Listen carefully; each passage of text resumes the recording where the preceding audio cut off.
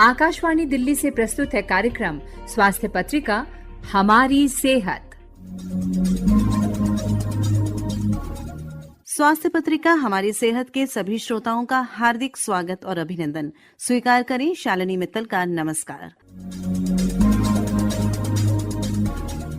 1 से 7 अप्रैल तक हम लोग प्रिवेंशन ऑफ ब्लाइंडनेस वीक मनाते हैं। हम इसमें जानकारी देते हैं हमारे श्रोताओं को कि किस तरह से ब्लाइंडनेस को प्रिवेंट किया जा सकता है। हमारे साथ स्टूडियो में मौजूद हैं डॉक्टर वीरेंद्र सिंह सांगवान। आप एक जाने माने नेत्र चिकित्सक हैं। आप डायरेक्टर हैं innovations and translational research doctor Shroff charitable eye hospital new Delhi में। आज हम डॉक्टर साहब से बात करेंगे, जानकारी प्राप्त करेंगे कि आंखों की बीमारियों के उपचार के लिए क्या क्या नवीनतम तकनीक उपलब्ध है। सबसे पहले स्वागत करते हैं डॉक्टर साहब, बहुत बहुत स्वागत है आकाशवाणी के स्टूडियो में आपका। धन्यवाद मैडम। आंखों की बीमारियों की जब हम तकनीक उपचार की बात करते हैं, उससे पहले ये जान लेते हैं कि आंखों की कौन कौन सी बीमारियां होती हैं।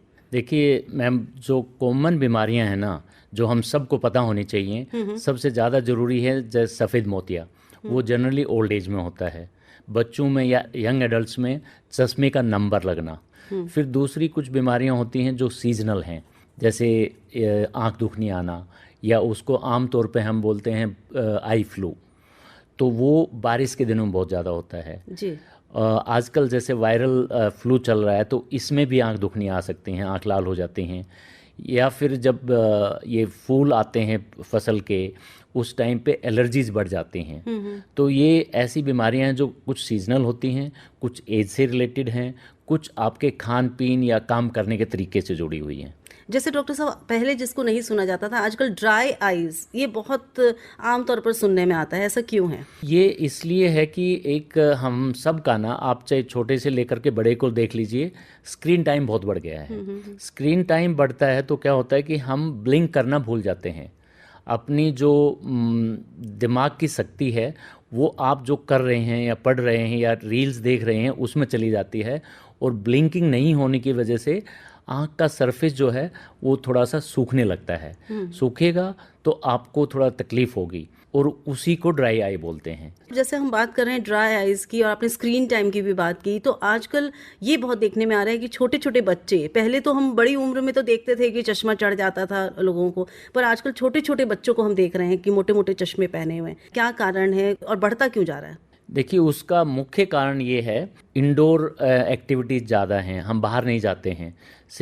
आप देखिए, चाइना में, हांगकांग में, सिंगापुर में लगभग 70 से 80% बच्चों के चश्मे का नंबर है। उसको कॉमनली मायोपिया बोलते हैं। तो वो मायोपिया इतना ज़्यादा बढ़ गया है, और अब वैसी ही स्थिति इंडिया में आने लग गई है। पहले 10 साल पहले ये कोई था, 10-15% लोगों को होता था, बच्चों को होता था। आजकल ये 20-25% हो गया है। और अगर हम आउटडोर एक्टिविटीज़ नहीं करेंगे, बाहर बच्चों को पार्क में खेलने के लिए नहीं भेजेंगे, घूमने फिरने के लिए नहीं भेजेंगे, वो स्क्रीन टाइम पे ज़्यादा टाइम वो लगाएंगे, तो ये अपनी प्रॉब्लम बढ़ेगी। और उसको रोकना बहुत ज़रूरी है, क्योंकि वो एक बार मायोपिया जब बढ़ने लग जाता है तो उसमें और भी आँख की काफ़ी मुश्किलें आती हैं। जब चश्मा का नंबर आ जाता है तो कई बार ये भी सुनने में आता है कि लोग आजकल ऑपरेशन करके चश्मा हटवा रहे हैं। ये सही है? और अगर सही है आपकी दृष्टि से कि इस ऑपरेशन को कराया जाए, तो तकनीक क्या है ये? जब आपको ठीक से नहीं दिखता है तो मोस्टली हम जो डॉक्टर हैं ये चेक करते हैं कि भाई इसका चश्मे की वजह से, चश्मे लगाने से नंबर ठीक हो सकता है कि नहीं। अच्छा। अगर चश्मे से ठीक हो सकता है, इसका मतलब आपको कोई शारीरिक बीमारी नहीं है। वो चश्मा लग गया तो ठीक है, लेकिन कुछ बच्चे या बच्चियां चश्मा नहीं पहनना चाहते हैं, तो दूसरी ऑप्शन उनके लिए होती है कॉन्टैक्ट लेंस। तीसरी स्थिति ऐसी है कि कुछ बच्चे बोलते हैं कि नहीं, हमें तो रोज़ लगाना निकालना वो प्रॉब्लम नहीं करना चाहते, आप परमानेंट इलाज कीजिए। तो उसके जो टेक्निक है आजकल लेटेस्ट जो है, लेज़र करेक्शन, विजन करेक्शन होता है। तो उसमें अगर आपका चश्मे का नंबर ज़्यादा नहीं है तो, और कॉर्निया की थिकनेस वगैरह ठीक है, मैप ठीक है, तो जनरली वो सेफ़ है। बट अच्छी जगह से कराना चाहिए।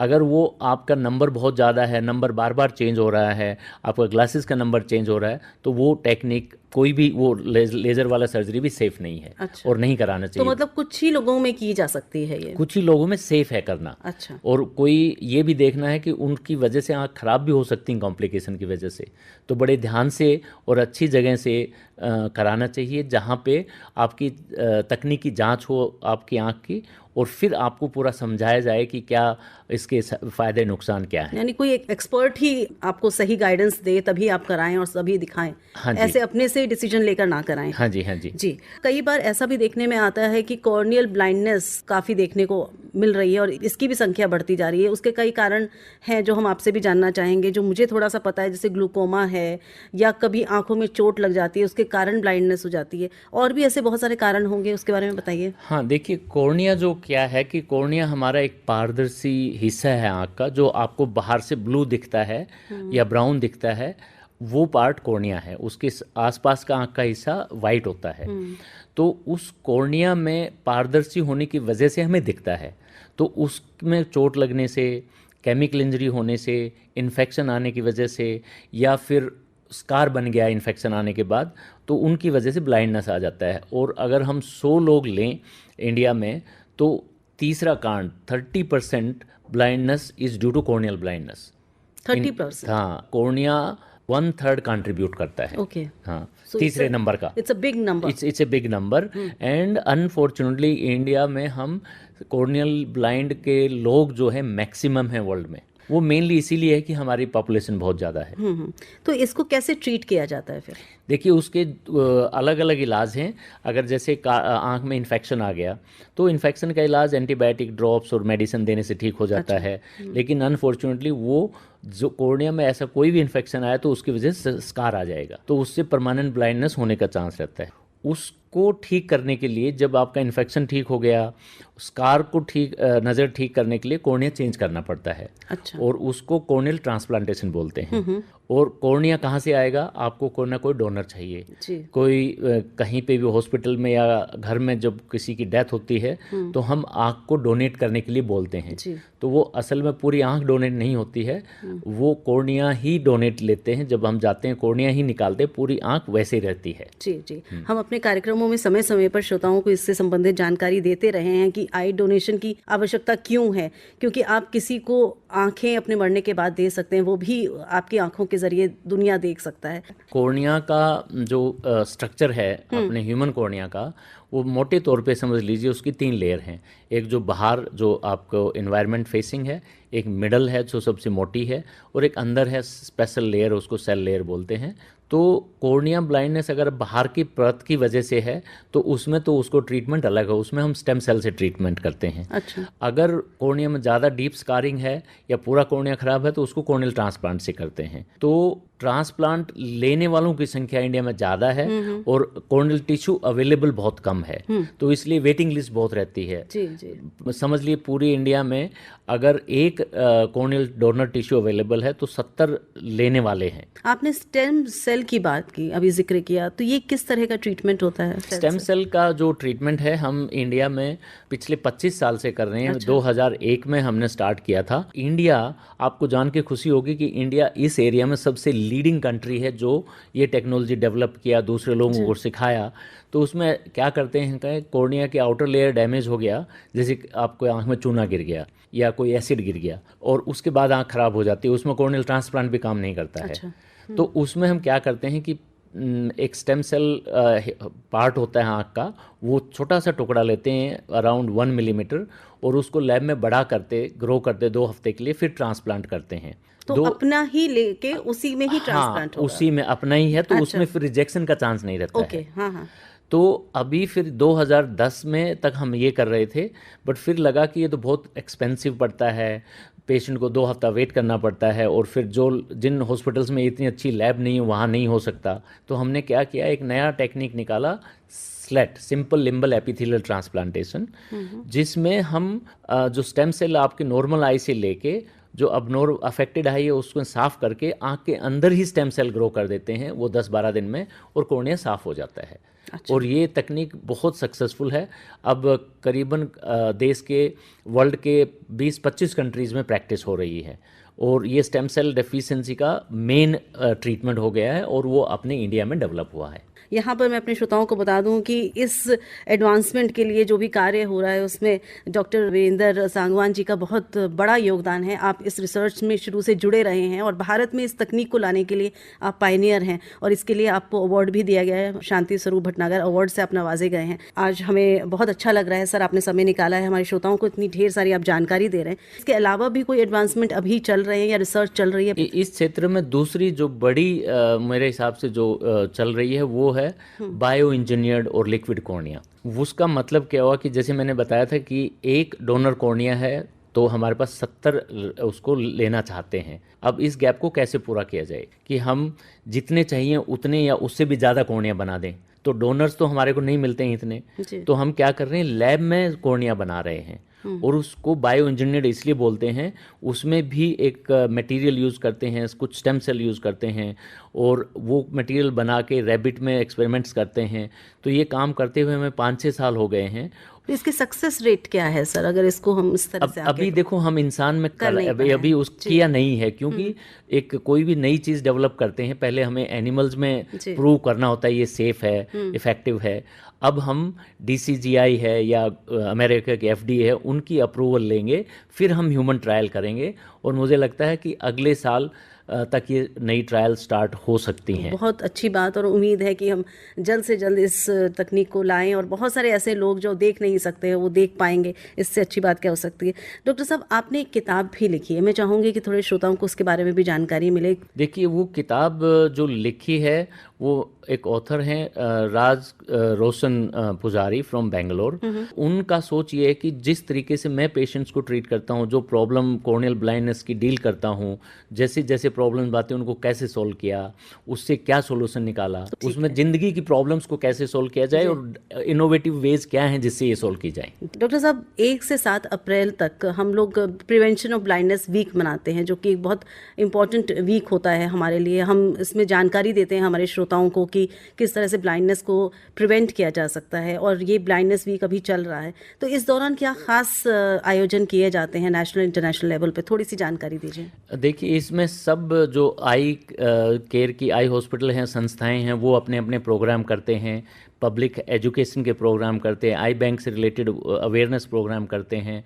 और इस बार सौभाग्य की बात है, ड्यूरिंग इसी टाइम पे एक एशिया पैसिफिक की और ऑल इंडिया ऑप्थेल्मोलॉजी सोसाइटी की बहुत बड़ी कॉन्फ्रेंस हो रही है अपने यहीं द्वारका में यशोभूमि कन्वेंशन सेंटर में, जिसमें 8 से 10 हज़ार आई डॉक्टर्स इंडिया और आसपास के कंट्रीज से आएंगे और इन्हीं समस्याओं पे चिंतन करेंगे। जी जी, तो उम्मीद है कि बहुत जल्द हमें इसके जो सुपरिणाम मिलेंगे, और आप जैसे डॉक्टर्स हैं जो रिसर्च में लगे हुए हैं, नई नई तकनीक हम तक पहुंचाने की कोशिश कर रहे हैं, तो हम शुभकामनाएं देंगे। डॉक्टर साहब, चलते चलते कोई संदेश रहेगा हमारे श्रोताओं के नाम?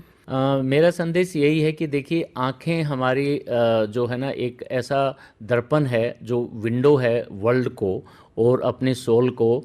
तो इसको बचा के रखना, इसको स्वस्थ रखना हम सब की अपनी जिम्मेवारी है, और आई हेल्थ अच्छा होगा तो हमारा नेशन अच्छा होगा। जी, बहुत अच्छी बात, बहुत अच्छा मैसेज आपका। और अब इसी के साथ धन्यवाद देंगे डॉक्टर वीरेंद्र सिंह सांगवान जी को। आप डायरेक्टर हैं innovations and translational research, doctor Shroff charitable eye hospital, new Delhi में। इतनी विस्तृत जानकारी आपने आंखों की बीमारियों के उपचार हेतु नवीनतम तकनीकों के बारे में हमारे श्रोताओं के साथ साझा की, इसके लिए बहुत बहुत धन्यवाद। Thank you very much.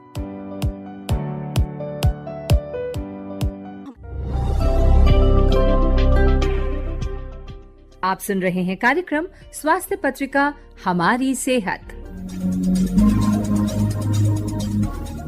Autism या ऑटिज्म स्पेक्ट्रम डिसऑर्डर एक ऐसी स्थिति है जिससे पीड़ित व्यक्ति का दिमाग अन्य लोगों से भिन्न तरह से काम करता है। परिवार, टीचर्स, दोस्तों और समाज के सहयोग से ये लोग नई स्किल्स सीखने और आगे पढ़ने और बढ़ने में सक्षम होते हैं। जरूरत होती है इसे पहचान कर सही डायग्नोसिस करने की, जिससे वे अपना काम और अपना जीवन बेहतर तरीके से जी सकें।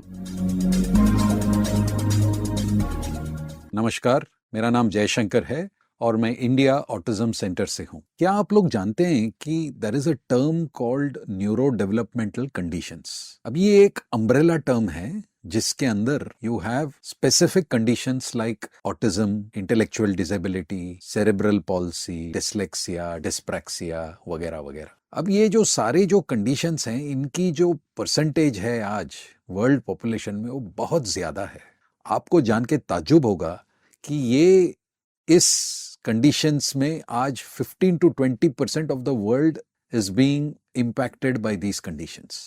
तो कहने का मतलब यह है कि आज इंडिया में तकरीबन 28 करोड़ लोग आर हैविंग एनी वन और मोर ऑफ दीज कंडीशंस, और इनमें से कुछ लोगों को थेरेपी की जरूरत है, कुछ लोगों को शायद इतनी जरूरत नहीं है, लेकिन फिर भी condition is a condition and we have to deal with it. चलिए अभी थोड़ा ऑटिज्म के बारे में समझते हैं। ऑटिज्म ये एक ऐसा कंडीशन है जिनमें ये characteristics you will get to see. एक है lack of eye contact, second is repetitive behaviour, third is social behaviour, और इनके पास में कभी कभी it comes with a lot of gut related issues, heart related issues. ये सब इनके medical conditions comes along with autism. इनको थोड़े असिस्टेंस की ज़रूरत है। ड्यूटी है कि हम इनको सपोर्ट करें, उनको उनके डे टू डे लिविंग में उनको हेल्प करें। तो इंडिया ऑटिज्म सेंटर ने एक रेजिडेंशियल कैंपस की स्थापना की है। हम ये उम्मीद करते हैं कि इस सेंटर के खुलने के बाद में या इसके साथ में कई और सेंटर्स खुलें, ऑटिज्म को सपोर्ट मिले और ऑटिस्टिक बच्चे जो हैं वो अपना पूरा पोटेंशियल जो हैं वो रियलाइज करें और समाज उनके साथ में रहे। Thank you very much. श्रोताओं, आप जानते हैं 2 अप्रैल को ऑटिज्म डे और अप्रैल का पूरा महीना ऑटिज्म अवेयरनेस मंथ के रूप में मनाया जाता है। ऑटिज्म क्या है, क्यों हो जाता है, इसे कैसे पहचानें और अगर पहचान लें तो इसका निदान और इसका उपचार कैसे करें, ये ऐसे बिंदु हैं जिनको जानना बेहद जरूरी है। हमारे साथ स्टूडियो में हैं डॉक्टर प्रोफेसर शेफाली गुलाटी। आप चाइल्ड न्यूरोलॉजिस्ट हैं और centre of excellence and advance research for childhood neuro development disorder and child neurology division, department of paediatrics, AIIMS में आप फैकल्टी इंचार्ज हैं। नमस्कार। बहुत सारे केसेस डॉक्टर साहब आप देखते होंगे प्रतिदिन एम्स में। बहुत सारे लोग एक आस के साथ, एक उम्मीद के साथ आते हैं कि हमें बीमारियां हैं, हमारी जो परेशानियां हैं उससे हमें निजात मिलेगी। पहले आपसे ये जानना चाहेंगे कि ऑटिज्म होती क्या है, किस तरह की बीमारी है? ऑटिज्म स्पेक्ट्रम डिसऑर्डर, आजकल ये 3 शब्द बोलते हैं ऑटिज्म को, क्योंकि उसमें हर बच्चे में सारे लक्षण नहीं होते और हर एक की सिवियरिटी जो है, कितनी मात्रा से वो लक्षण है, वो हर एक में भिन्न होते हैं, तो इसलिए ऑटिज्म स्पेक्ट्रम डिसऑर्डर कहते हैं। उसके अंदर बेसिकली 2 परेशानियां मूल रूप से होती हैं। जो होता है, एक हमारी जो सामाजिक आप भाव, जो सोशल इंटरेक्शन है, उसमें गुणात्मक हानि होती है, और दूसरा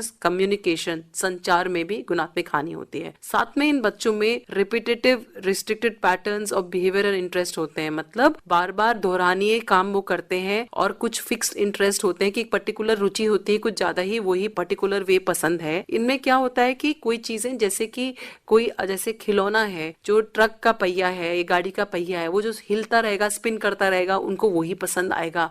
उनको चाहिए कि चॉकलेट्स और टॉफीज के रैपर इकट्ठा करेंगे, अपने खिलौनों को एक लाइन में लगाएंगे। जब हम बात करते हैं तो जनरली हम आंख से आंख मिला के बात करते हैं। जब भी आपने देखा है 2 लोग बात कर रहे हैं तो आंख से आंख मिलाते हैं जनरली स्पीकिंग, लेकिन ये बच्चे कतराते हैं आंख से आंख मिलाने में।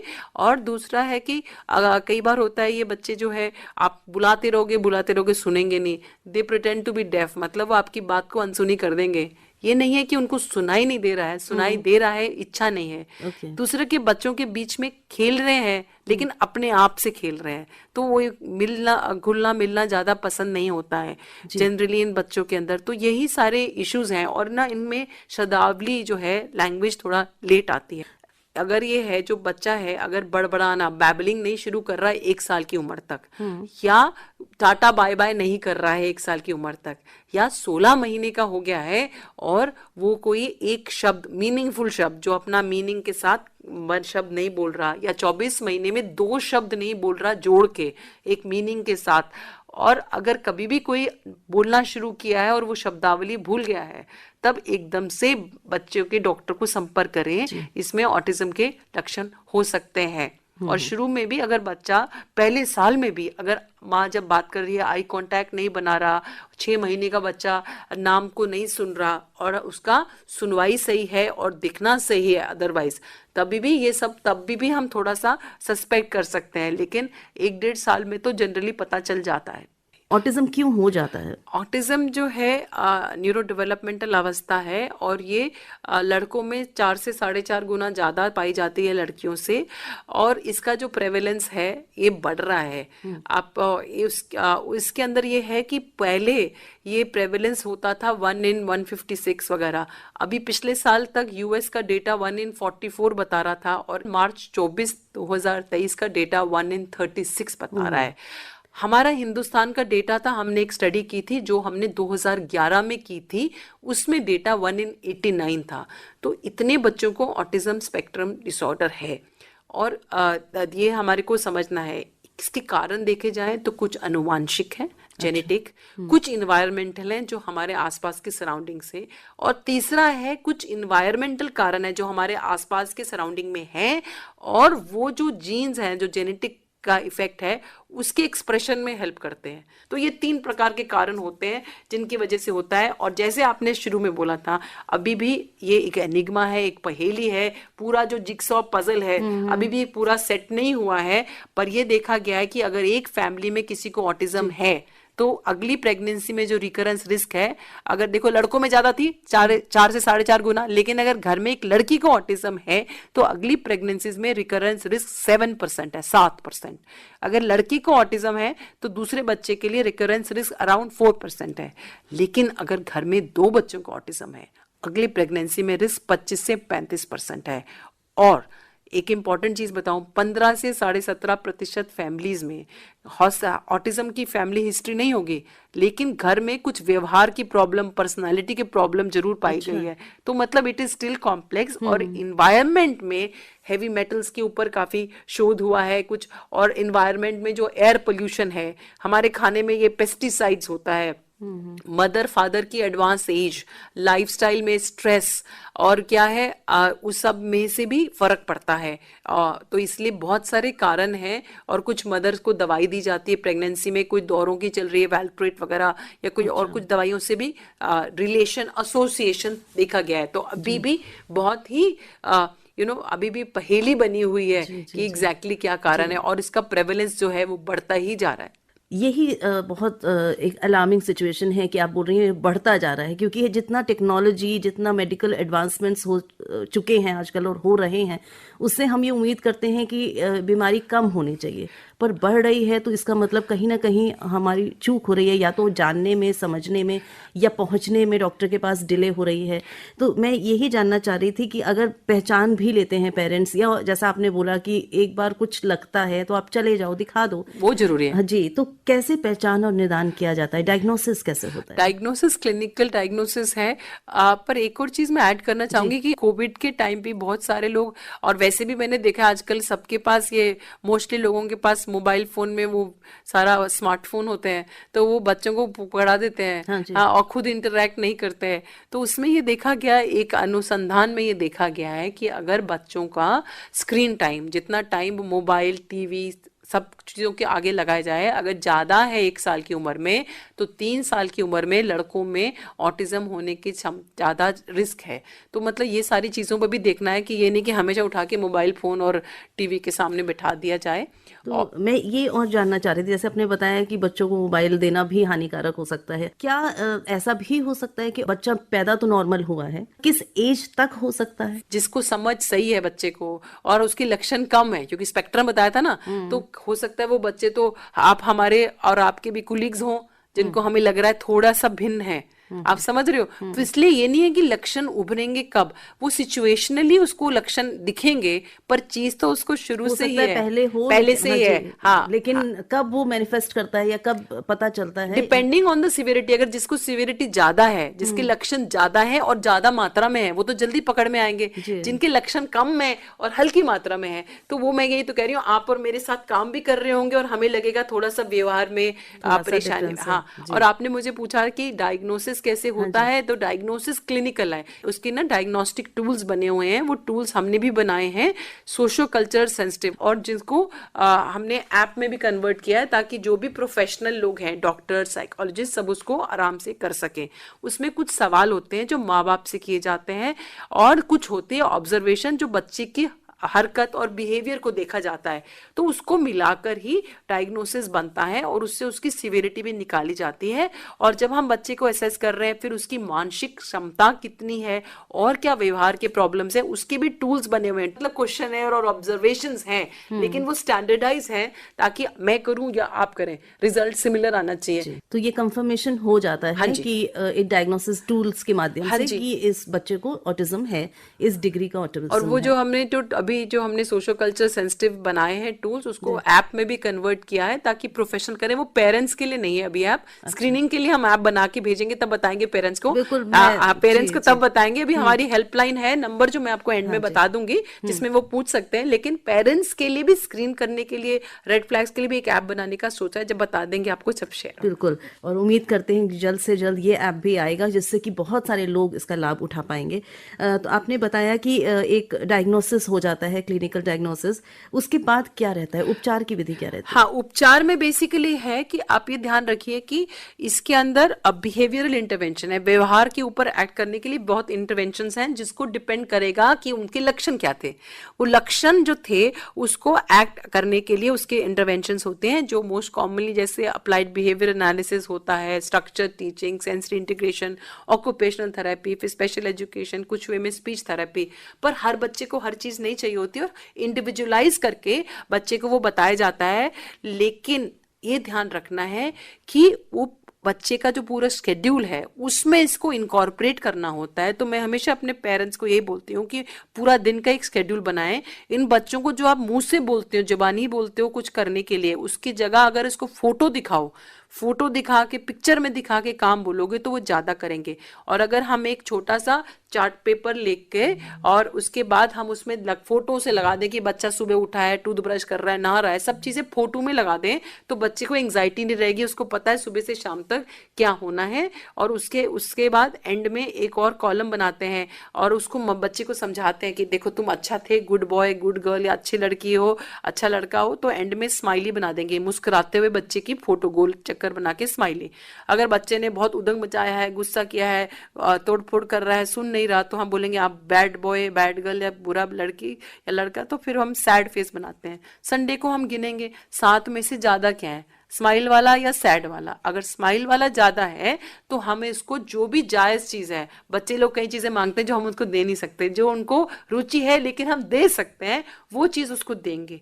दैट मीन्स एक तो आपने उनका रूटीन बनाया, उनको एंग्जाइटी नहीं हुई, प्लस आप साथ में जो अच्छा काम कर रहे हैं उसको रिवॉर्ड कर रहे हैं, है ना, उसके लिए आप उसको अच्छा अप्रिशिएट कर रहे हैं, लेकिन उसकी पनिशमेंट नहीं होती। अगर उसने गड़बड़ किया है तो ऐसा नहीं है कि उसको हम उसकी रिवॉर्ड देके आपने सिर्फ ये बताया कि रीइंफोर्स किया कि ये यही बिहेवियर करना चाहिए, यही करना चाहिए। और आप उसको जब संडे को मिल रहा है कि उसको कोई गिफ्ट मिल गया या खाने की चीज मिल गई, उसको बाहर ले गया, जो उसको पसंद है, तो आपने हमको बताया कि आप अच्छा बच्चे थे तभी आपके साथ ये किया है, तो उसको स्लोली स्लोली समझ आता है कि माँ बाप की बातें सुनने से बेटर होता है।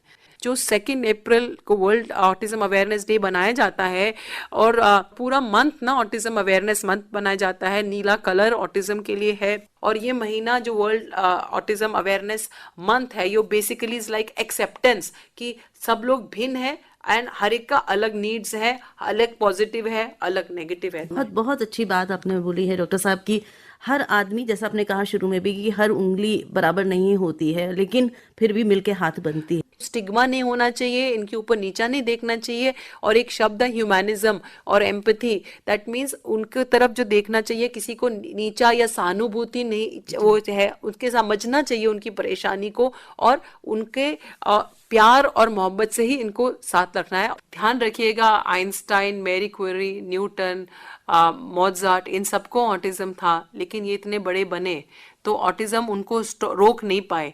तो आपके बच्चे को क्यों रोकें, हम सब इकट्ठे मिलके करेंगे। तो बहुत पॉजिटिव नोट के साथ हम इस कार्यक्रम को समाप्त करते हैं। ऑटिज्म को जाने, आज ये विषय रहा हमारी बातचीत का, और हमारे साथ स्टूडियो में रही डॉक्टर प्रोफेसर शेफाली गुलाटी। आप चाइल्ड न्यूरोलॉजिस्ट हैं, centre of excellence in advance research for childhood neuro developmental disorder and child neurology division में आप डिपार्टमेंट ऑफ पीडियाट्रिक्स एम्स में आप फैकल्टी इंचार्ज हैं।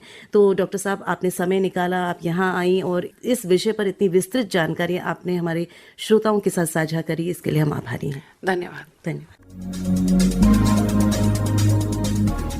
इसी के साथ हमारी आज की स्वास्थ्य पत्रिका हमारी सेहत यहीं समाप्त होती है। फिर मिलेंगे अगली बार, तब तक के लिए स्वीकार करें हमारा नमस्कार। अभी आप आकाशवाणी दिल्ली से सुन रहे थे कार्यक्रम स्वास्थ्य पत्रिका हमारी सेहत। कार्यक्रम की प्रस्तुतकर्ता थी शालिनी मित्तल।